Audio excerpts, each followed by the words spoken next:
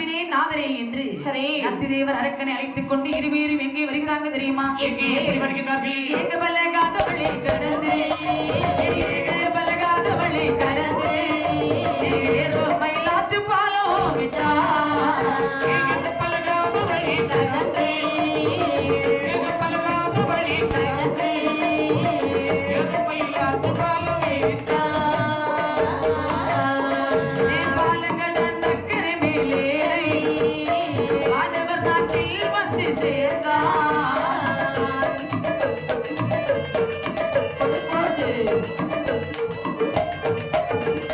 மாணவர் நாட்டில் வளர்ப்போம் எல்லாம் மாணவர் நாட்டில் வளர்ப்போம் எல்லாம் மகிழ்ச்சி கொண்டாடி வல்லர்கள்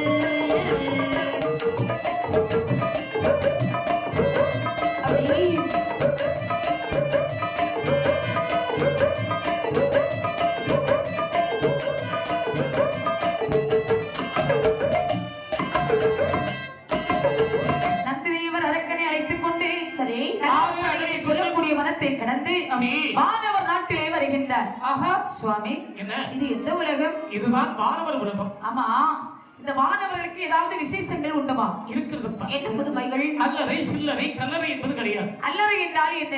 அல்லறை என்பது கல்யாணம். என்ன கல்யாணமா? ஆமா கல்யாணம் பண்றது கிடையாதா? ஆமா கல்யாணமே அங்க கிடையாது. ஏன் கல்யாணம் பண்றது அல்லறேன்னு நினைக்கிறாங்க? அம்மா என்ன கல்யாணம் பண்றதுக்கு முன்னாடி வரைக்கும் எங்க வேணாலும் சுதந்திரமா சுத்திட்டு வந்துடலாம். ஆமா, கல்யாணம் ஆன பிறகு பெரிய சிறையில மாட்டினது போல. இந்த பாரு, பூ வாங்கணும், பொட்டு வாங்கணும், சாரி வாங்கணும், என்னெல்லாம் வாங்கி கொடுக்க வேண்டியிருக்கு. அவளுக்கு வாங்கி கொடுத்தா போறாது, அவன் அக்கா தங்கச்சி எல்லாருக்கும் சேர்ந்து வாங்கி கொடுத்து அல்லறையே படுத்திடுவாங்க. அதனாலதான் கல்யாணம் அல்லறைன்னு சொல்றாங்க. சில்லறை என்றால் குழந்தை குட்டிகள், கல்லறை என்றால் சாக்காலம். பிறப்பமில்லை இறப்பமில்லை இந்த வானவர்கள். சரி, வானவர் நாட்டில் உள்ள வளப்பமெல்லாம் மாற்றிவிட்டு ஆமா இந்திரலோகம் வழியாக யமலோகம் வருகின்றார்கள். யமலோகத்தில் யமதர்மன் எப்படி மக்கள் இருக்கின்றார்கள்? நாலு பக்கம் மக்கி என்னையா நலமதாகத்தான் நாலு பக்கம் மக்கி என்னையா நலமதாகத்தான் அதில் ஒரு கம்பத்தடி நாட்டினார் வட்ட பலகை மேலே போட்டுனார் நலமதாகத்தான்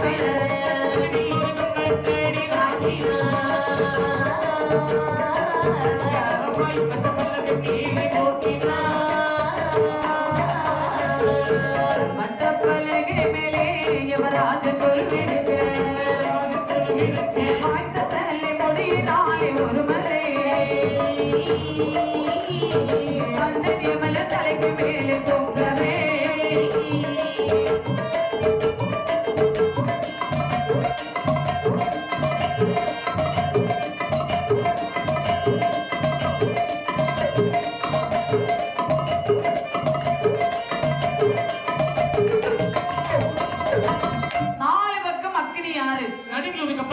கம்பத்தடிக்கு மேல் ஒரு வட்டப்பலகை. அந்த வட்டப்பலகையின் மேலே ஏற்பிக்கிற வாகனத்தில் யமதர்மன் அப்படி கொலுவிருக்க அவருடைய தலைக்கு மேல் ஒரு ரோமத்தால் ஒரு முடியானது கட்டப்பட்டிருக்கிறது. எதற்காக? அதாவது இந்த யமதர்மன் நீதி தவறி ஏதாவது ஒரு தவறு செய்து விட்டால் இவருடைய தலைக்கு மேலே கட்டப்பட்டிருக்கிறதே மலை. அந்த மலையானது அட்டி இவருடைய சிரசிலே விழுந்து கீழே ஓடுகின்றது. பாருங்கள், அக்கினியாறு அதிலே விழுந்து மடிந்து விடுவார். யமதர்மன் அமர்ந்திருக்கக்கூடிய குலமண்டபத்தை பார்த்துவிட்டு ஆண்டவன் இருக்கும் ஆதி கைலாசம் வருகின்றார்கள். அப்படி கண்டனன் கைலாசத்தில் கருதி வல்லனக்கென்றாரும் உண்டகத்தை எனுமாறும் முழுமுறை தேடி காணா சண்டனை வதித்தோன் பாதம் சரணம் சரணம் என தொழுது நின்றார்.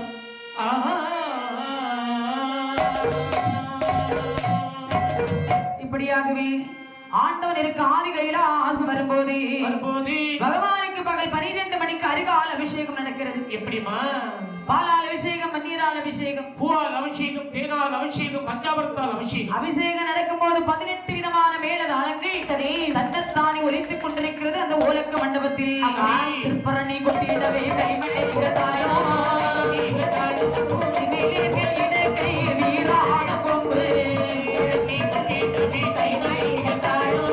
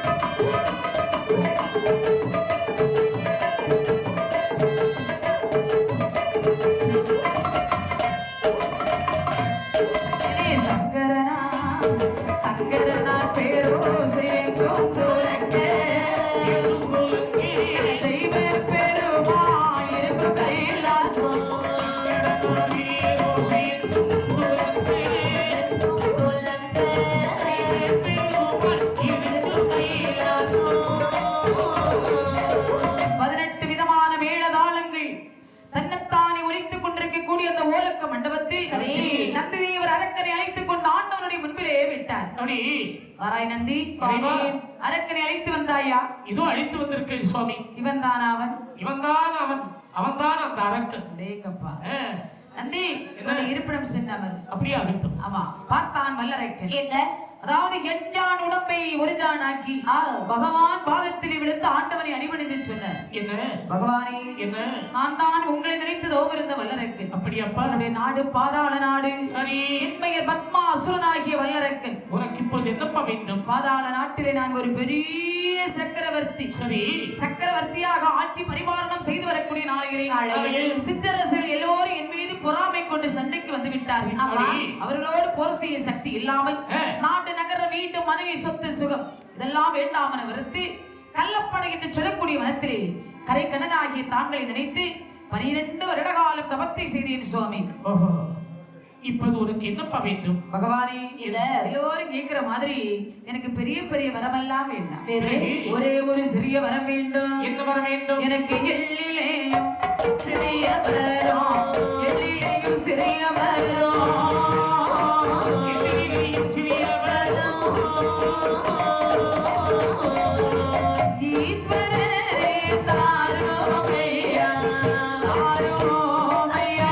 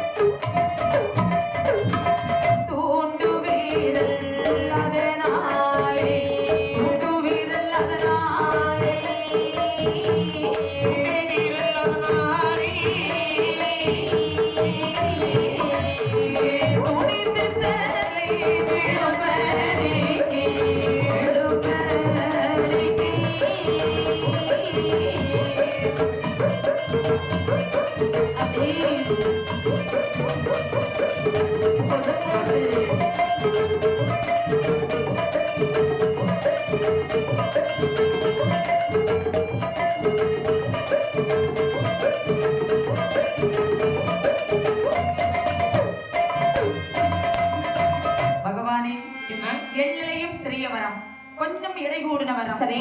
கடுகளையும் சிறிய வரம், கொஞ்சம் காட்டமான வரம் தாருங்கள் சுவாமி. பக்தனி, என்ன? நீ கேட்கக்கூடிய வரத்தை பார்க்கும்போது எனக்கு ஒன்று புரியவில்லை. என்ன வரம் வேண்டும் என்பதை கேள். பகவானே, என்ன? என் கையிலே 5 விரல் இருக்கிறது பாருங்கள். ஆள்காட்டி விரலை கொண்டு சிற்றரசர்கள் கழுத்துக்கு நிகராக என் விரலை நீட்டுகின்றேனோ அவர்கள் தலை சுக்கல் சுக்கலாக அற்று விழும்படியான வரம் தாருங்கள் சுவாமி. பக்தனி, என்ன? தேவர்களும் முனிவர்களும் செய்ய முடியாத அரிய பெரிய தவத்தை செய்திருக்கிறாய் நீ. இதற்கு மேலான வரமல்லவா உனக்கு தள்ளாமல் இருக்கிறேன். அது என்ன வரம்? சாலோப சாமீப சாரூப சாட்சி என்று சொல்லக்கூடிய 4ஆம் பதத்தை தள்ளாமல் இருக்கிறேன். பகவானே, என்ன? 4ஆம் பதத்தை கொண்டு நான் நல்ல காரியம் செய்ய முடியாது. அப்படி என்றால் என்னுடைய மைத்தனுடைய கழுத்தில் அலங்கரித்துக் கொண்டிருக்கின்ற துளசிமணி மாலை உனக்கு தருகிறேன். பகவானே, என்ன? மாலை கழுத்திலே போட்டால் பார்ப்பதற்கு அழகாக இருக்கும். ஆனால் என் மாற்றானை வெல்ல முடியாதே சுவாமி. மாலையின் மகத்துவத்தை அறியாமல் பேசுகிறாய். சரி, பார்வதி ஆறுமணி என்னுடைய இடப்பாக அமர்ந்திருக்க, சரி, உன்னை வலப்பக்கத்தில் அமர வைக்கலாம் இருக்கிறேன். சுவாமி, பகவான் பக்கத்திலே நாம அமர வேண்டும், ஆனால் புண்ணியம் செய்திருக்க வேண்டும். உண்மை. ஆனால் அந்த வரம் எனக்கு இப்போது தேவையில்லை. பிறகு நான் கேட்ட பிரகாரம் நீட்டினவர்களுக்கு தலைதெறிக்கும்படியான வரத்தை தாருங்கள். கடுவான் கேளைத்தான் நினைப்பான், கேட்டது கொடுப்பது நமது கடமை என்று 18 விதமான மேளதாளங்கள் முழங்கு. ஆண்டவன் அரக்கனுக்கு வரம் சொல்லி கொடுக்கின்ற தளமத்தில் குணத்துடல் பொடிபடவே தந்தை நீ கேட்ட வரமதுதான். கேட்ட வரம் தந்தார் என்று, கேட்ட வரம் தந்தார் என்று, கேட்ட வரம் தந்தார் என்று சந்தோ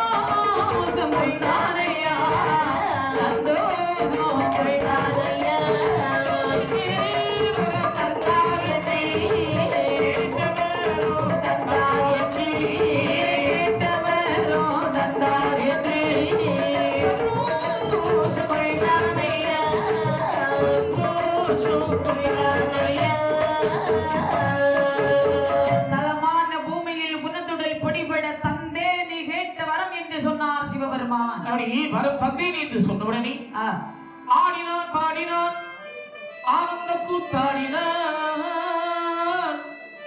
பூனை போல் நின்றவன் புலி போல் சீறினான்.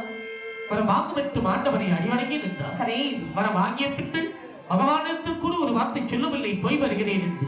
ஏற்றுப்பிட்டு புலி எவ்வளவு வேகத்தோடு வருமோ அவ்வளவு வேகத்தோடு வந்து கொண்டிருக்கிறார். வரக்கூடிய சமயத்திலே பார்த்தார் பார்க்கடல் வண்ணன். அத்தான் சிவபெருமான் அரக்கனுக்கு வரம் கொடுத்த உடனே வல்லரக்கன் என்ன போக்கு போறானே, அதுல இவனை இப்படியே விட்டால் பூலோகத்தில் போன உடனே விரலை நீட்டுவான், எல்லோருக்கும் தலையும் தெரித்து விடும். ஐயோ, இவனை இப்படி விடக்கூடாது என்று அரக்கனுடைய சிந்தனையை மாற்றி செய்கின்றார். அரக்கனுடைய சிந்தனையானது சுழந்தது.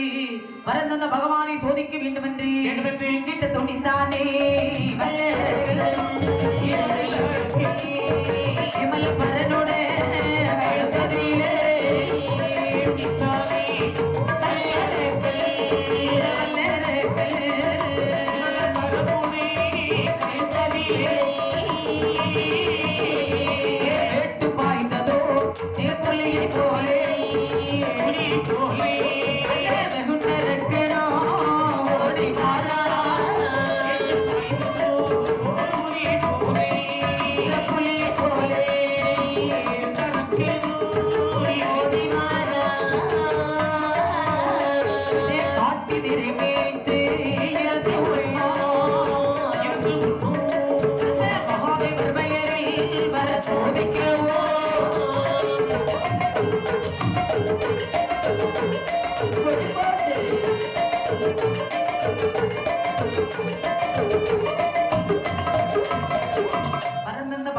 சோதிக்க வேண்டும் என்று வல்லரக்கன் எவ்வளவு வேகத்தோடு பூலோகம் நோக்கி வந்தானோ அது விட்ட வேகமாக திரும்ப மாறி கைலாசம் வருகின்றான்.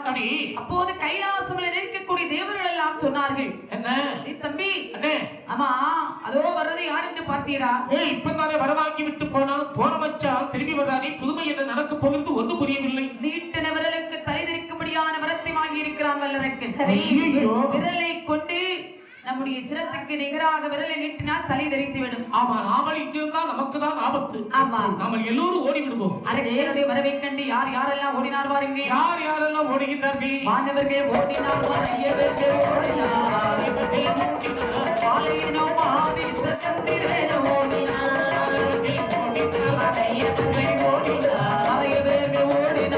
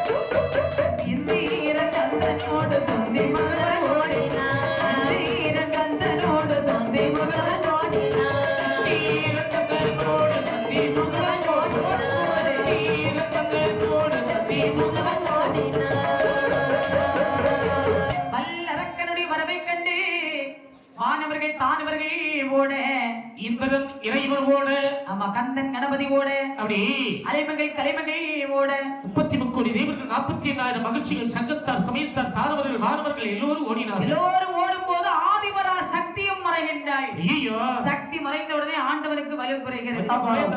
நினைக்கிறார் பகவான், இப்படி மறுகொடுத்த நம்மளையிலவா வல்லரக்கன் சோதிக்க வேண்டும் என்று வருகின்றான். ஆமா, இந்த பகவான் உண்மையிலே ஓடவில்லை. இல்லை, நிஜம் எங்கிருக்க ஒரு நிழலையே காண்பிக்கின்ற நிழலை நிஜம் என்று நம்பினான் வல்லரக்கன். அதோ ஓடுறது யாரு? சிவபெருமான் அல்லவா ஓடிக்கொண்டிருக்கிறார். இவர் நல்ல மறந்தால் இப்படி ஓடுவாரா? எதற்காக ஓடுவே? ஓய் சிவபெருமானே, கள்ளவரத்தை இருந்து கைலாச மலையை விட்டு, கள்ளவரத்தை இருந்து கைலாச மலையை விட்டு, காட்டு வழி ஓடலாகுமோ? பரமசிவா காட்டு வழி ஓடலாகுமோ? கைலாச மலையை விட்டு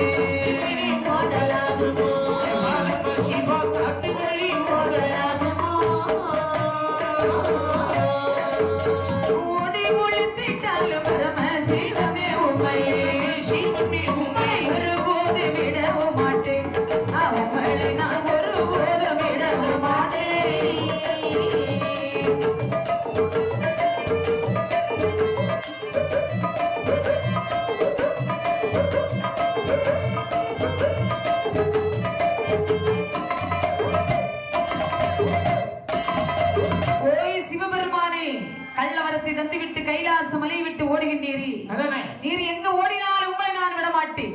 காற்றாக பறந்தால் கண்டு துண்டமாக்கிடுவி, ஈயாக பறந்தால் எரி துண்டமாக்கிடுவி. முன்னும் இன்னுமாக ஓடும் போது பார்த்த பகவான் அரக்கன் கண்ணுக்கு ஒரு மாய்கை செய்ய வேண்டும் என்று 33 தேவர்களை ஒரு நந்தவனமாக மலரச் செய்து பார்வதா தேவியை ஐவதலி என்று சொல்லக்கூடிய மலராக மலரச் செய்து ஐவதலி என்று சொல்லக்கூடிய மலரில் ஆண்டவன் ஒரு லிங்கமாகவே மறைகின்றார்.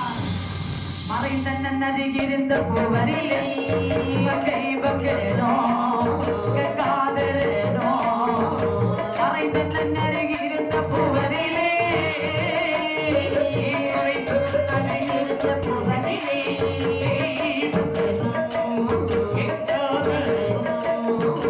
மறைந்தண்ணன் அருகிருந்த போவதில்லை. திறந்த வானத்தில் பறந்த காக்கை போல், திறந்த வானத்தில் பறந்த காக்கை போல், வானத்தை கொடுத்த வரத்திற்காகவே அருகிருந்த போவதில்லை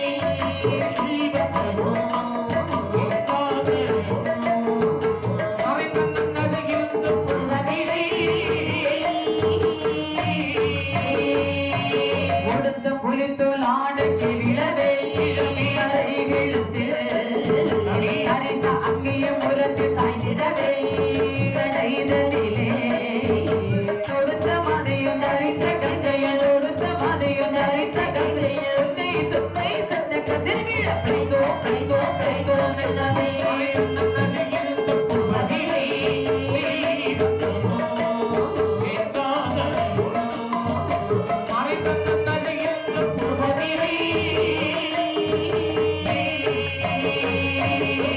ஐவதலி என்று சொல்லக்கூடிய மலரில் ஆண்டவன் ஒரு லிங்கமாக மறையே.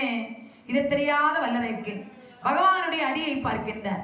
அடியுமில்லை முடியுமில்லை ஆதிசிவனை காணவில்லை, எங்கு ஓடினாலும் இந்த பாதையாகத்தானே வருவார். பகவானை கண்டுபிடித்தவர் தந்தவர உண்மையான வரமா பொய் வரமா என்பதை பார்த்துதான் பூலோகம் போவேன் என்று சிவனை தேடி வல்லரக்கன் கானகத்தில் இருக்கேன். மலரைக்குள்ளே இருந்த மகாதேவர் அந்த மாயவனையை மனதிலே வேண்டினார். இந்த எண்ண தெரிந்த மகாவிஷ்ணு அரக்கனை கொன்று அத்தான் சிவனை காப்பாற்ற வேண்டும் என்று